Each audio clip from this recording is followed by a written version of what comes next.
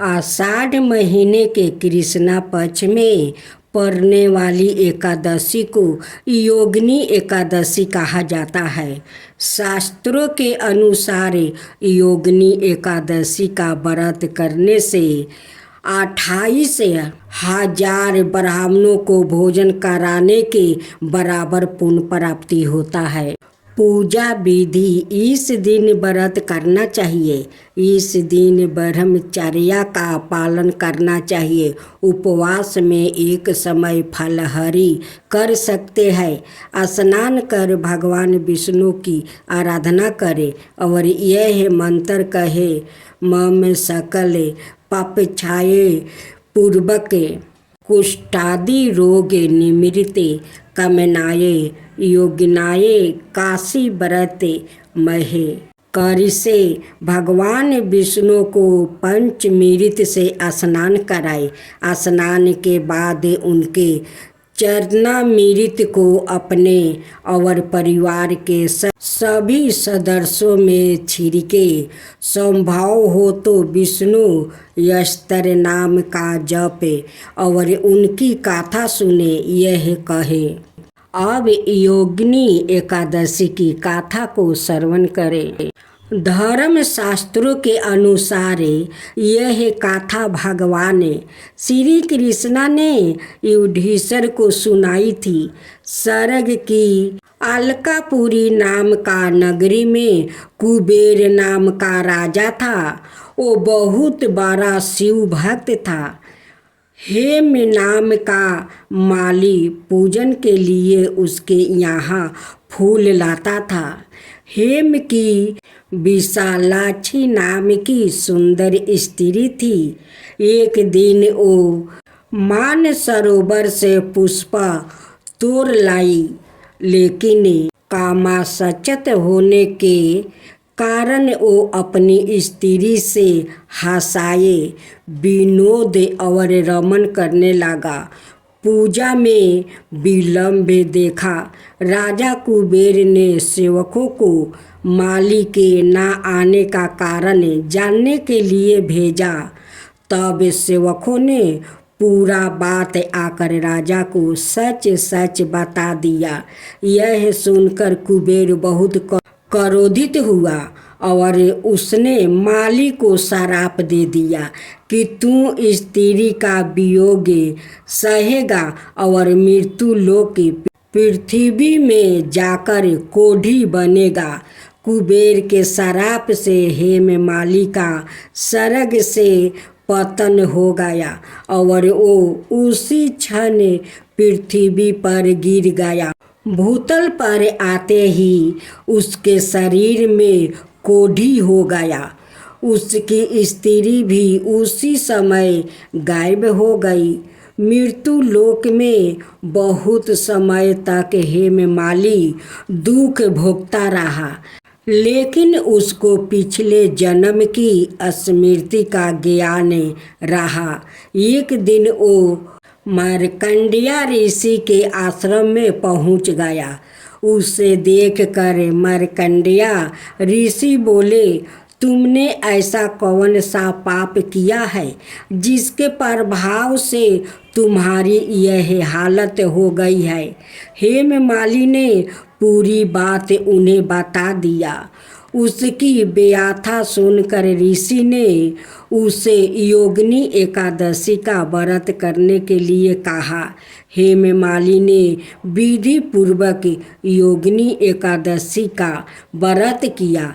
इस व्रत के प्रभाव से वो अपने पुराने स्वरूप में आकर अपनी स्त्री के साथ सुखपूर्वक रहने लगा।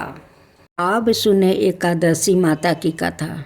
भगवान विष्णु बोले, हे इंद्र, ऐसा मायावी दैत्य कौन है जिसने सब देवताओं को जीत लिया है? उसका क्या नाम है? उसमें कितना बल है और किसके आश्रय है और उसका स्थान कहाँ है? यह सब मुझसे विस्तार पूर्वक कहो।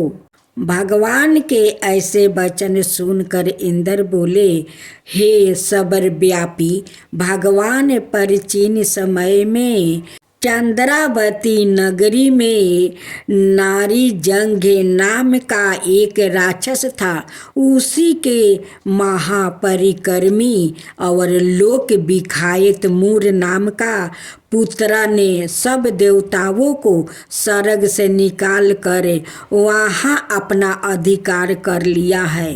वो इंद्र, अग्नि, वरुण, यम, बाहु, ईसा, चंद्रमा, नैतिरथ आदि सबके स्थान पर अधिकार करके और सूर्या बनकर आप ही प्रकाश करता है। सवाए मेघ बन बैठा है और सबसे अजय है। हे असुर निकंदन, उस दुष्टों को मारकर देवताओं को निर्भय बनाइए। इंद्र के ऐसे वचन सुनकर भगवान विष्णु बोले, हे देवताओं, मैं शीघ्र ही तुम्हारे शत्रु का संहार करूँगा। तुम चंद्रावती नगरी को जाओ। इस प्रकार कहकर भगवान सहित सब देवताओं ने चंद्रावती नगरी की ओर प्रस्थान किया। उस समय दैत्यपति मूर दैत्य सेना सहित युद्ध भूमि में गरज रहा था। उस बलवान असुर की गर्जना सुनकर सब देवता भय के मारे चारों दिशाओं में भागने लगे। जब सवाए भगवान विष्णु रणभूमि में आए तो दैत्य उनको भी देख कर अनेक प्रकार के अस्त्र शस्त्र और आयुध लेकर दौड़े।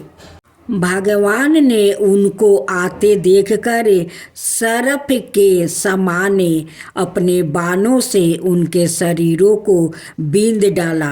अनेक दैत्य उनके हाथों से मारा गया। केवल एक मूर ही बाचा रहा। वो अविचल भाव से भगवान के साथ युद्ध करता रहा।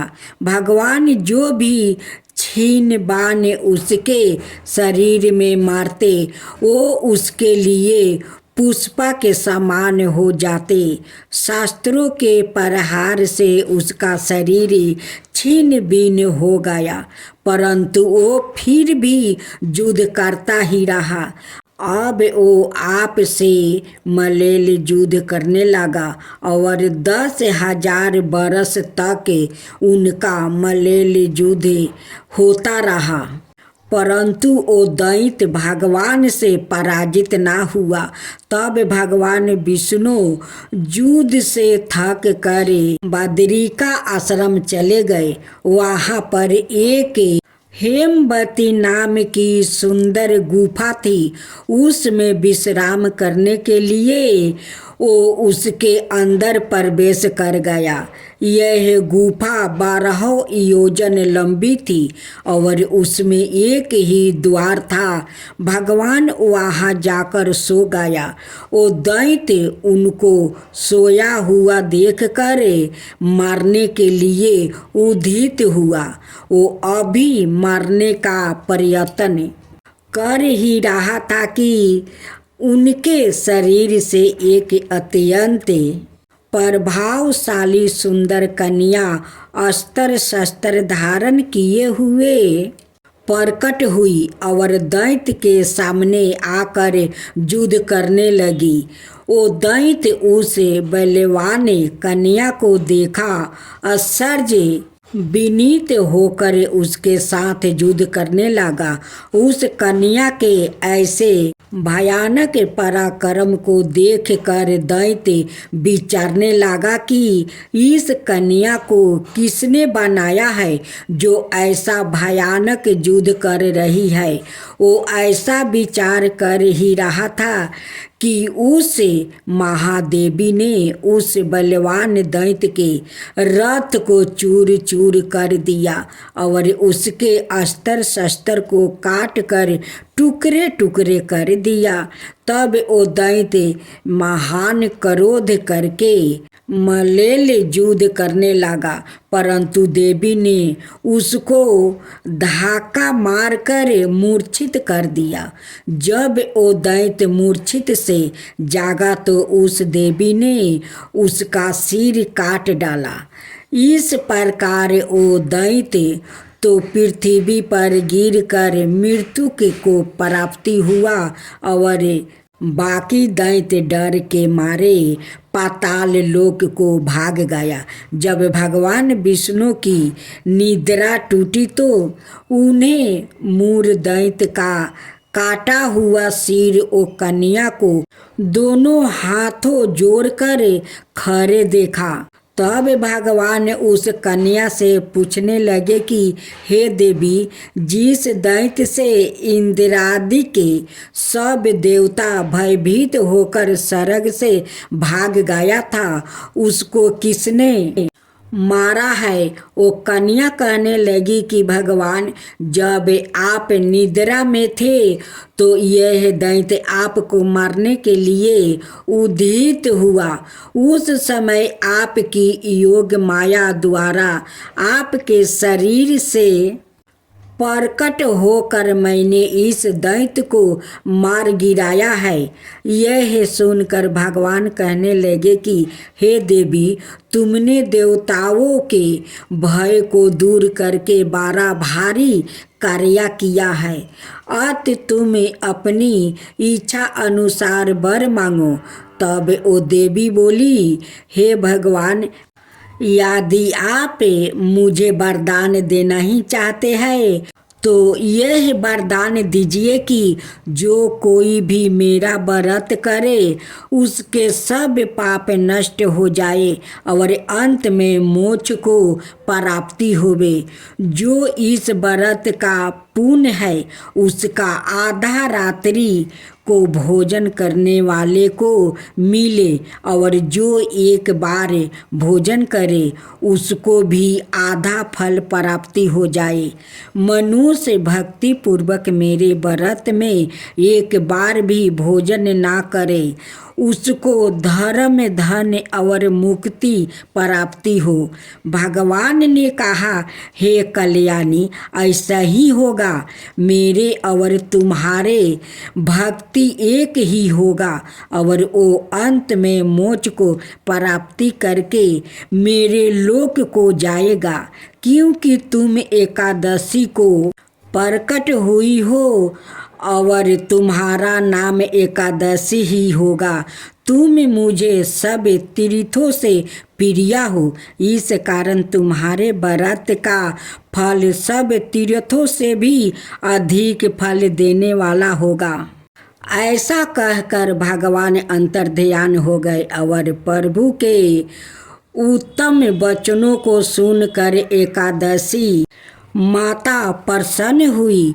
भगवान श्री कृष्णा कहते हैं कि युधिष्ठिर, सब तीर्थों के फल से एकादशी व्रत का फल सर्वश्रेष्ठ है। एकादशी व्रत करने वाले को मैं मोक्ष पद देता हूँ, उसके शत्रुओं का नाश और समस्त विघ्नों का नाश करता हूँ।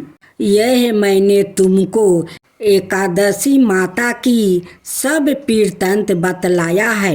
एकादशी माता पापों को नष्ट करने वाली है और सिद्धियों की देने वाली है।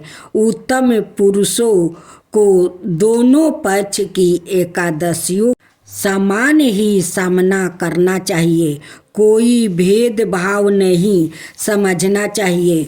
जो मनुष्य इस एकादशी के महात्म्य को पढ़ता अथवा सुनता है उसको अश्वमेध यज्ञ का फल प्राप्ति होता है और वो करोड़ों बरस तक विष्णु लोक में वास करता है, वहाँ भी उसका पूजन होता है।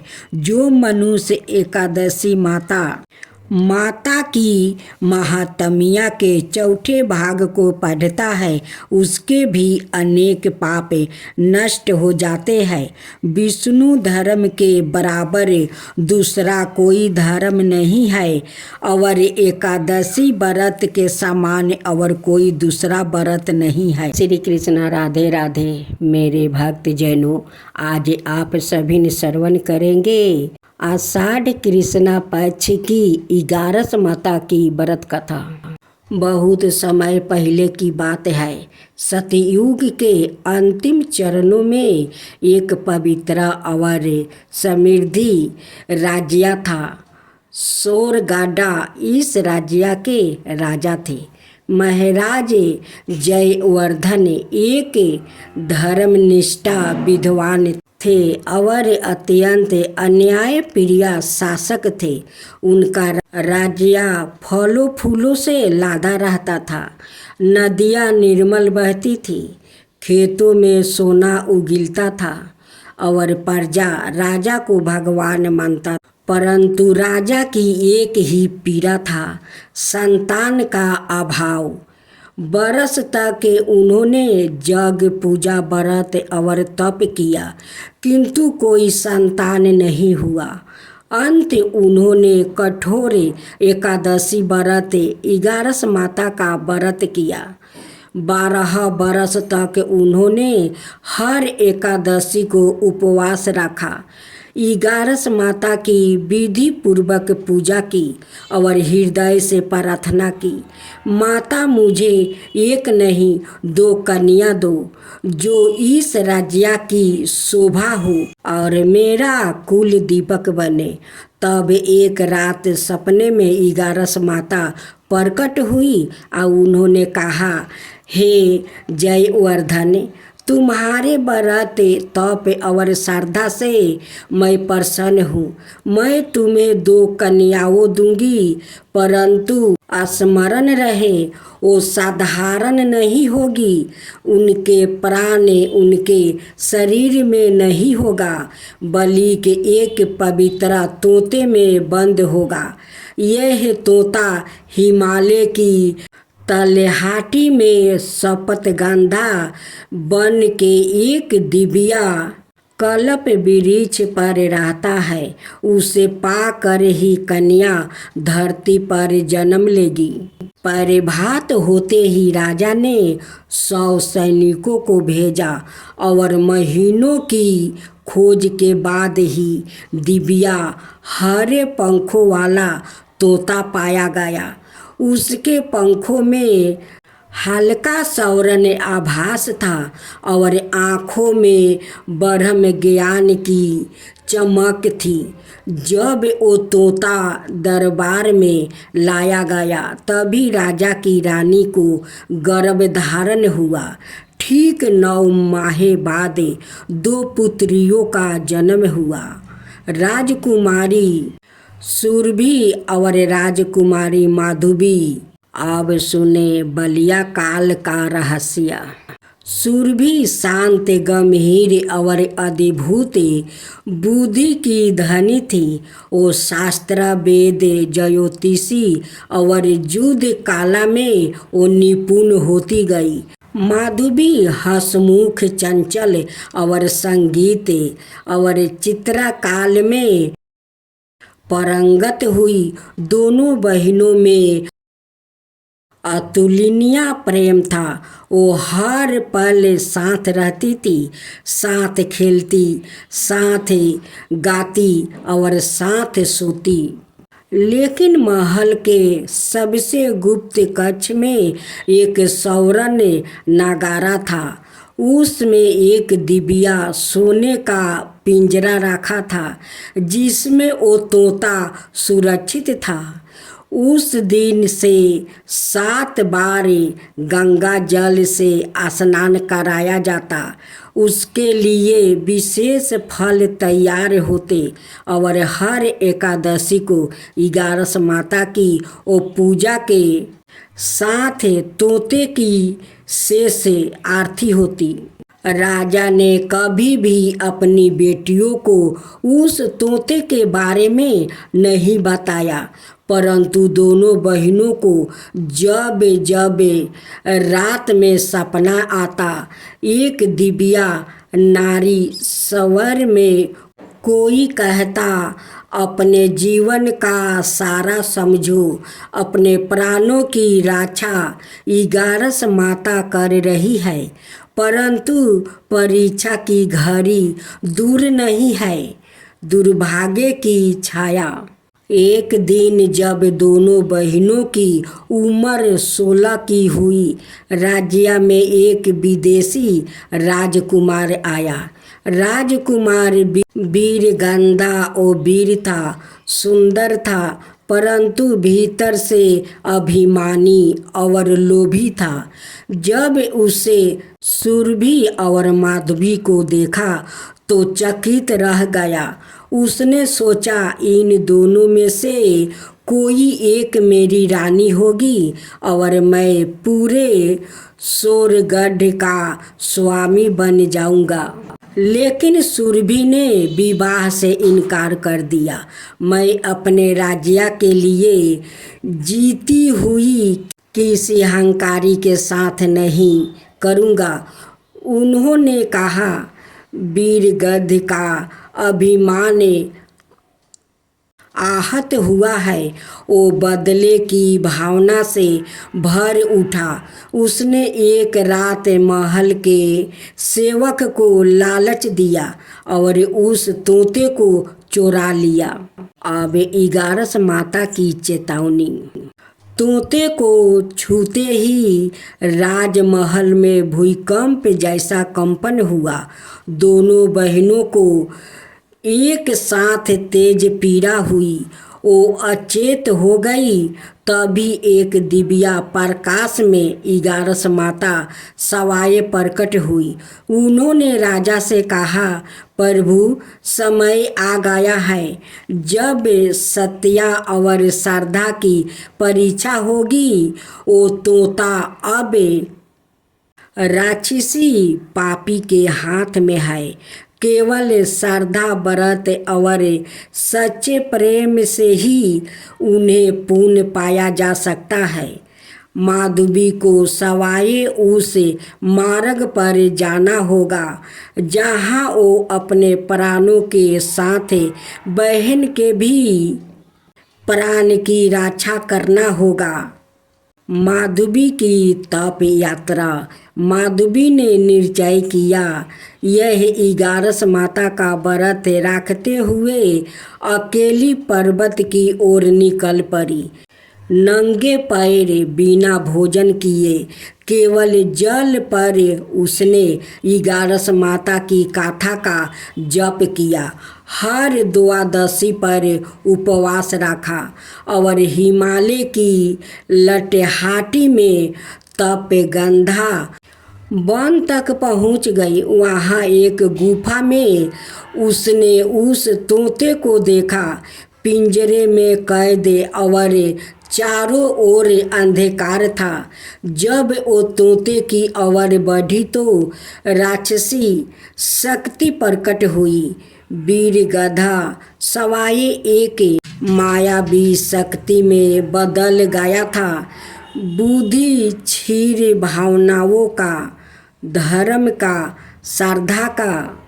माधवी ने कहा, मैं अपने प्राण दे सकती हूँ, लेकिन अपनी बहन और राज्य की रक्षा के लिए रुक नहीं सकती। तभी 11 माता ने प्रकाश रूप में प्रकट होकर कहा, बेटी, तू परीक्षा में उत्तीर्ण हुई। तेरा प्रेम, त्याग और तप मेरी कृपा का पात्र है। उन्होंने उस तोते को आशीर्वाद देकर मुक्ति कर दिया और दोनों बहनों के प्राण उनके शरीर में वापस स्थित कर दिया।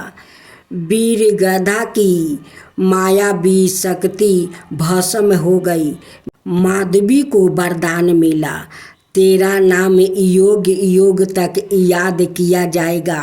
11 व्रत की रक्षा करने वाली कन्या के रूप में राजमहल में जब माधवी और तोता वापस आए, सुरभि की आंखों से आंसू बह निकले। उसने बहन को गले लगाकर कहा, तू सिर्फ मेरी बहन नहीं, मेरी जीवन दाता है। राजा ने इगारस माता का बेभाव मंदिर बनवाया, जहाँ आज भी हर एकादशी को स्त्रियाँ इगारस माता का व्रत करती है, ताकि उनके परिवार पर कभी संकट ना आए। और आज भी कहते हैं, जब कोई सच्चे हृदय से इगारस माता का व्रत करता है तो उसके प्राणों की रक्षा सवाई देवी करती है, चाहे वो किसी तोते में क्यों ना बंधे हो। इगारस माता वहाँ पर पहुँच जाती है और उनकी प्राण को रक्षा करती है। तो बोलो इगारस माता की जय, इगारस माता की जय। आज आप सुने दो बहनें और तुलसी की कथा। गणेश भगवान रिद्धि और सिद्धि से दो बहनों को कैसे कथा सुनाते हैं, तो आइए हम लोग कथा सुनते हैं। एक दिन गणेश भगवान अपना दोनों पत्नियां रिद्धि और सिद्धि के साथ ओबरमन कर रहे थे। तभी रिद्धि और सिद्धि को वो दो बहनें पर नजर पड़ते हैं। तब कहती है कि स्वामी थोड़ा ठहर जाइए। तभी रिद्धि सिद्धि कहती है गणेश जी से कि स्वामी वो दो बहनों को देखिए कैसे तुलसी माता को पूजा कर रही है। रिद्धि और सिद्धि गणेश जी से कहती है, स्वामी ये दोनों बहनें के बारे में कुछ कहानी सुनाइए। गणेश जी कहते हैं कि ठीक है, तुम लोग को ये दोनों बहनें के बारे में कथा सुनाता हूँ। ये दोनों लड़कियों को तुम लोग देख रही हो, ये दोनों लड़की सेठ जी का बेटी है। बड़ी बहन के नाम है सीता और छोटी बहन के नाम है गीता। सीता बहुत श्रद्धालु और पूजा पाठ में श्रद्धा भक्ति रखती है। सीता सुबह उठकर अपना घर आंगन को सारा काम खत्म कर लेती है। स्नान करके तुलसी माता को श्रद्धा भक्ति से पूजा करती है। गीता सोकर उठती है, नहीं हाथ पैर धोती है, नहीं अपना कपड़ा बदलती है, वैसे ही जाकर तुलसी में जल ढाल देती है। कभी कभी तो गीता एक हाथ से कुछ खा रही है और दूसरे हाथ से तुलसी में जल ढाल रही है, क्योंकि गीता का पूजा पाठ में तो मन नहीं था और नहीं वो करना चाहती थी। उनकी पिताजी कहते हैं कि दोनों बहनें मिलकर तुलसी का सेवा करो। गीता अपना पिताजी के दिखावा के लिए करती है या जाकर कहती है कि पिताजी मैं तुलसी का पूजा कर लिया। देखते देखते सेठ जी के दोनों बेटी बड़ी हो जाती है। एक दिन सेठ जी अपना दोनों बेटी के लिए घर बार ढूंढने जाते हैं और ढूंढ कर वो दोनों बेटी को शादी कर देते हैं। दोनों अपना अपना ससुराल चली जाती है। सीता अपना ससुराल में सारे घर को संभाल लेती है, पूजा पाठ करती है, सास ससुर को सेवा करती है, अपना पति को सेवा करती है। लेकिन गीता अपना ससुराल में नहीं सास ससुर के सेवा करती है और नहीं कोई भगवान को ठीक से पूजा करती है। वो करती है तुलसी को तो नहीं स्नान करती है, नहीं कपड़ा बदलती है। वो जैसे रहती है वैसे ही जाकर तुलसी में जल ढाल देती है। एक दिन तुलसी माता गीता का हरकत देख कर गीता का सारा संपत्ति नष्ट कर देती है, क्योंकि गीता ऐसी हरकत कर रही थी। एक हाथ जल देती है तो दूसरे हाथ से वो पाता छीर छीर कर खा लेती है। अपना जूठा हाथ जाकर तुलसी का मंदिर के पास धो लेती है। इसीलिए उनकी सारा धन नष्ट हो जाता है। एक दिन उनकी सास ससुर गीता का हरकत देखकर घर से निकाल देते हैं। कहते हैं कि जब से तू आई है मेरा सारा धन नष्ट हो गया, मेरा धन बिला गया। तू तो कुलच्छनी है, नहीं धर्म से पूजा पाठ करती है और नहीं घर के ठीक से काम करती है। तेरे कारण मेरा सारा धन नष्ट हो गया। तुझे मैं अब एक पल अपना घर में नहीं रखूंगी। तू चला जा, अपना महके चला जा। गीता रोती बिलखती अपना महके आ रही थी। उसी समय उनकी बड़ी बहन सीता और उनकी पति वो भी महके आ रहे थे। सीता अपनी गीता बहन को हालत देखकर बहुत दुखी हो जाती है और पूछती है कि बहन गीता, तुम्हारा क्या हुआ कि तुम्हारा ऐसा हालत हुई है। गीता अपनी बड़ी बहन को कुछ नहीं बताती है। सीता समझ जाती है कि ये तो मैके में थी तो जैसे तैसे माँ तुलसी का मंदिर में जाकर जल देती थी, उसी कारण इनकी ऐसा हालत हुई है। सीता अपनी छोटी बहन गीता को अपना घर ले जाती है, वो महके नहीं जाती है क्योंकि गीता का ये हालत देखकर पिताजी उदास हो जाएंगे। उसलिए सीता अपना घर लेकर चली जाती है। गीता को समझा बुझाकर कुछ धन देती है या धन देकर जाकर उनकी ससुराल में गीता को छोड़ आती है। उनकी सास ससुर को बुझा देती है कि अब ऐसा कभी वो नहीं करेगी, अब धर्म पालन करेगी। अब तो गीता अपना ससुराल में जाकर सास ससुर का सेवा करने लगी, तुलसी माता का पूजा करने लगी, विष्णु भगवान का पूजा करने लगी। अब बहुत धर्म निष्ठा से वो पूजा पाठ करने लगी, अपना सास ससुर को सेवा करने लगी। तुलसी माता गीता का श्रद्धा भक्ति देखकर उन पर प्रसन्न हो जाती है और उनकी सारे संपत्ति धन लौटा देती है। गीता उस समय माँ तुलसी का पूजा कर रही थी। उसी समय माँ तुलसी उन्हें दर्शन देती है। माँ तुलसी गीता से कहती है कि देखो बेटी, कभी भगवान को पूजा करो तो अच्छे से नहा धोआकर स्वच्छ हो जाओ, तब तुलसी माता का पूजा करो। कोई भगवान को पूजा करो तो नहा धोआकर स्वच्छ होकर पूजा करो।